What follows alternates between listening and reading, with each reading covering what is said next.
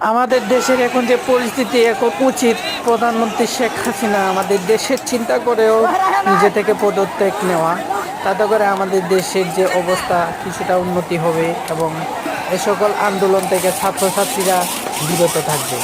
এতে করে আমরা যারা সাধারণ জনগণ আছি আমরা একটু স্বস্তিতে বাঁচতে পারবো এবং আমাদের জীবন মান ভালোভাবে চলবে।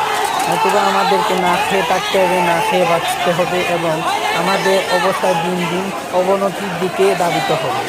তাই এই মুহূর্তে আমাদের একজন সঠিক যোগ্য একজন পুরুষ সরকার প্রয়োজন এবং প্রধানমন্ত্রী শেখ হাসিনা তার পদত্যাগ গ্রহণ করা উচিত। তাই আমাদেরকে বাঁচতে হলে সেটা আমাদের প্রধানমন্ত্রী শেখ হাসিনার গ্রহণ করা উচিত। তার আগে আমাদের জনগণ আমরা যারা আছি আমাদেরকে নিজেদেরকে সচেতন হতে হবে এবং আমরা নিজেদেরকে